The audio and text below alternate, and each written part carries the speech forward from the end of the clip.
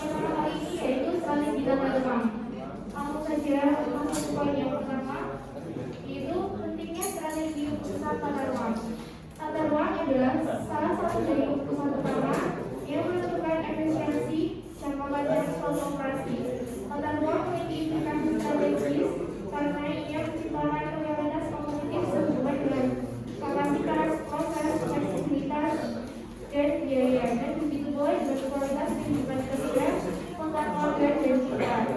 Suatu tata ruang yang efektif dapat membantu organisasi mencapai strategi yang mengintegrasi kerja atau orang.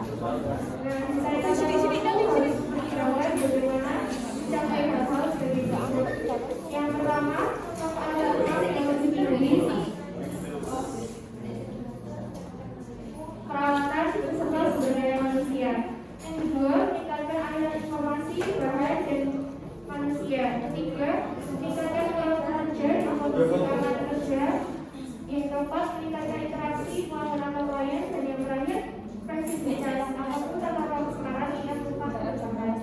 Jenis tata ruang itu ada 7. Yang pertama, tata ruang kantor, tata ruang untuk pelajaran, tata ruang bidang, tata ruang posisi tetap, dan yang kelima itu tata ruang orientasi proses dan gabungan typo. Yang keenam, tata ruang soal kerja, dan yang terakhir tata ruang berorientasi workflow. Tata ruang kantor atau office layout itu merupakan pengelompokan pekerja, kelengkapan mereka dari ruang demi kenyamanan, keamanan, serta pergerakan informasi. Ciri khas utama tata ruang kantor adalah perhatian utamanya keberadaan informasi. Tata ruang kantor sebagai dalam aliran proses dengan perubahan teknologi yang mengajari masyarakat kantor. Ruang kerja dapat menginspirasi perjumpaan informal dan mengembangkan tiga aspek fisik dan sosial. Yang pertama ada proximitas, yaitu ruang tidaknya secara alami menyatukan manusia. Yang kedua itu adalah privasi, orang tidaknya sambil menjalankan akses pada pemikiran mereka. Dan yang ketiga ini budaya, jadi memberikan sinyal bahwa interaksi sangat terkait pekerjaan dianjurkan. Selanjutnya akan dijelaskan oleh rekan saya.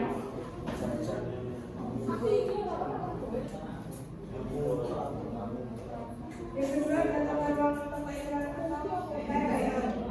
suatu pendekatan yang memusatkan perhatian pada aliran penyediaan ruang dan tanggapan terhadap perilaku pelanggan. Tata ruang mengukur eceran gradasi kebebasan formal penjualan dan perkembangan dibantu secara langsung dengan pemajangan produk pelanggan. Semakin besar angka pemajangan, semakin besar penjualannya dan semakin tinggi jumlah hasil investasinya. Tujuan utama bagi tata ruang pembayaran adalah memaksimalkan keuntungan diperoleh dari setiap kaki persegi lantai toko. Sebagai tambahan dari perihal yang agak kontroversial dalam tata ruang disebut slotting. Biaya slotting adalah biaya yang harus dibayar oleh pabrikan agar mereka dapat memasuki sebuah toko ekspor.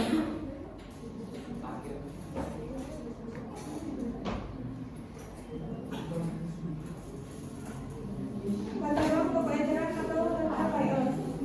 Servicescape memaparkan lingkungan fisik di mana kelayakan diberikan dan bagaimana lingkungan sekitar memiliki dampak humanistik pada pelanggan dan pekerja. Guna menciptakan suatu tata ruang layanan yang baik, sebuah perusahaan perlu elemen sebagai berikut. Yang pertama, kondisi ambience, seperti restoran fine dining dengan taplak meja indah dan suasana diterangi nyala oleh Mrs.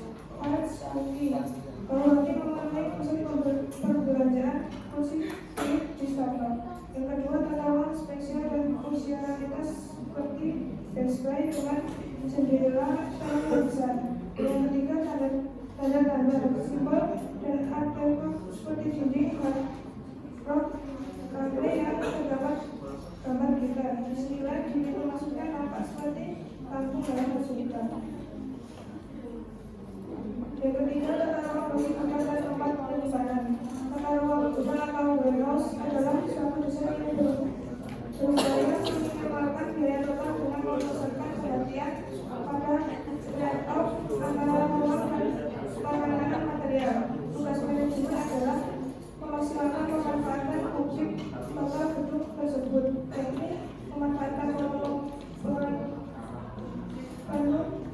sambil mempertahankan biaya-biaya penanganan material yang rendah.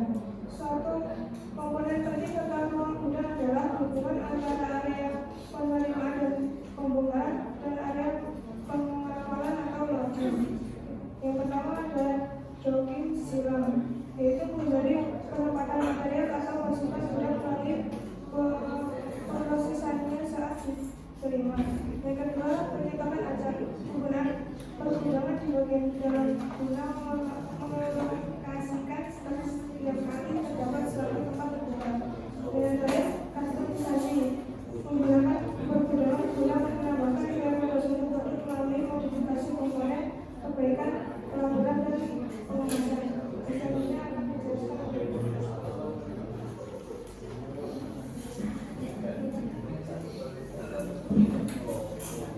Kemudian yang keempat, tata ruang posisi tetap. Dalam suatu tata ruang posisi tetap atau position layout, proyek berada di satu tempat dan bekerja beserta peralatan datang ke tempat tersebut. Contoh bagi jenis proyek ini adalah kapal, jalan raya, jembatan, rumah, dan meja operasi di sebuah ruang operasi rumah sakit. Teknik dalam membangun tata ruang posisi tetap dirumuskan oleh 3 faktor, yaitu 1. Terdapat ruang terbatas pada hampir semua lokasi. 2. Pada berbagai tahapan berbeda proyek, material yang berbeda-beda dibutuhkan sehingga barang-barang berbeda menjadi suatu yang kritikal saat proyeknya berjalan. Yang ketiga, volume material yang diperlukan adalah bersifat dinamik. Sebagai contoh, angka penggunaan panel baja bagi sebuah kapal berubah seiring dengan berjalannya proyek. Yang kelima, tata ruang berorientasi proses. Tata ruang berorientasi proses atau proses oriented layout, suatu tata ruang yang menangani volume kecil produk dengan keragaman tinggi yang seperti mesin dan peralatan dikelompokkan bersama. Keuntungan besar dari tata ruang berorientasi adalah fleksibilitasnya dalam hal perlengkapan dan pengaturan tenaga kerja. Misalnya satu mesin sebagai contoh tidak perlu menghentikan keseluruhan proses pekerjaan dapat dilakukan pada mesin lainnya dalam departemen tersebut. Kekurangan tata ruang berorientasi proses berdasar dari tujuan umum penggunaan peralatan. Misalnya memerlukan lebih banyak waktu dalam penggunaan sepanjang sistem karena penyusunan perubahan jadwal dan penanganan material yang unik. Sewaktu merancang tata ruang, taktik paling umum adalah menata usaha teman atau pusat kerja sehingga minimalkan biaya penanganan material. Kemudian ada contoh tata ruang suatu ruang proses gawat darurat memperlihatkan alur dua pasien. Pasien A diproses ke ke radiologi, kemudian ke pembedahan, kemudian ke sebuah tempat tidur, kemudian ke apotek, kemudian ke bagian pembayaran.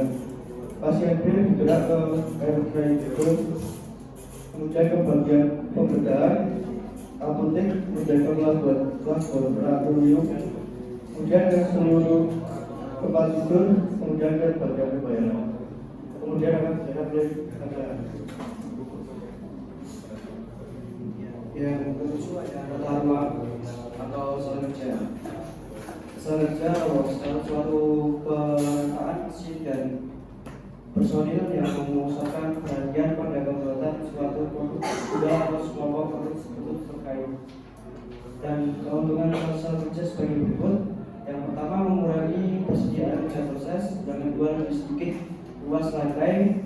Yang ketiga, mengurangi bahan mentah dan persediaan bahan jadi. Yang keempat, mengurangi biaya kerja langsung. Yang kelima, kesan keterlibatan pekerjaan yang lebih tinggi. Yang keenam, dari peningkatan perlengkapan dan penggunaan mesin. Yang ketujuh, mengurangi investasi dalam hal pemesinan dan perlengkapan. Dan yang ke tata ruang kerja. Persyaratan kerja yang pertama, indikasi kelompok produk kerap kali melalui penggunaan kode teknologi kelompok atau ekvivalen. Yang kedua, tingkatan pelatihan, fleksibilitas dan pemberdayaan kerja yang lebih tinggi. Yang ketiga, menjadi swasembada dengan peralatan dan sumber daya sendiri. Yang keempat, pengujian pada masing-masing pemberhentian di sel. Adapun cara untuk menyeimbangkan sel kerja yaitu pertama, menentukan waktu teks atau text time, berapa kecepatan frekuensi unit produk yang diperlukan agar memenuhi pesanan pelanggan. Waktu teks sama dengan total kerja yang tersedia atau unit diperlukan dibagi unit diperlukan. Kedua, menentukan jumlah operasi yang diperlukan. Hal ini memerlukan pembagian waktu operasi total dalam sel kerja dengan waktu teks. Jumlah pekerjaan dibutuhkan sama dengan jumlah waktu operasi total yang diperlukan dibagi waktu teks. Dasarnya kan sesuai tentang kerja saya. Selanjutnya adalah tata ruang reposisi dan priorisasi produk. Tata ruang priorisasi produk adalah diorganisasi di sekitar produk-produk atau kelompok-kelompok produk bervolume tinggi dan keragaman rendah yang serupa. Dua jenis tata ruang priorisasi produk adalah lini fabrikasi dan perakitan.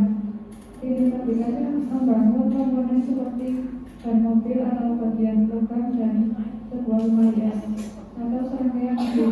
Lini perakitan menyatukan suatu cadangan-cadangan yang diproduksi di serangkaian stasiun kerja.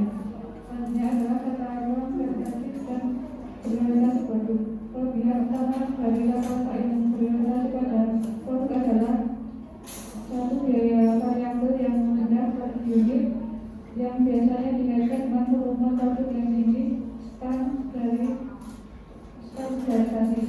Yang kedua, biaya pengenalan bahan material yang murah. Yang ketiga, menurunkan persediaan dalam proses. Yang keempat, pelatihan dan supervisi yang mudah.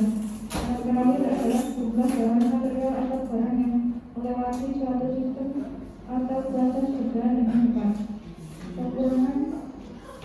Kekurangan dari para produk adalah volume yang diminta tinggi karena investasi besar yang dibutuhkan untuk menyelenggarakan proses. Yang kedua, pembagian kerja pada satu titik dapat mengikat kegiatan operasional secara keseluruhan. Yang terakhir adalah fleksibilitas proses yang dibutuhkan bagi berbagai macam produk dan tingkat produksi dapat menjadi suatu tantangan. Keseimbangan lini perakitan. Keseimbangan ini biasanya dilakukan untuk meminimalkan ketidakseimbangan di antara mesin dengan personil di samping memenuhi output yang diminta dari ini. Untuk menghasilkan minat yang ditetapkan, maka manajemen harus mengetahui peralatan, perlengkapan dan metode kerja yang digunakan. Kemudian kebutuhan waktu bagi setiap tugas perakitan setelah menciptakan diagram pendahuluan yang merangkum urutan-urutan dan waktu kinerja. 3. Tahap untuk mencapai angka produksi. 1. Ambil unit yang diperlukan. Siklus waktu sama dengan waktu produksi dalam sehari atau unit diperlukan. Yang kedua, hitung jumlah minimum teoretik bagi hasil kerja. Jumlah minimum sama dengan durasi pekerjaan total atau siklus waktu. Yang terakhir adalah seimbangkan semua dengan kecepatan tugas perakitan bagi masing-masing stasiun kerja.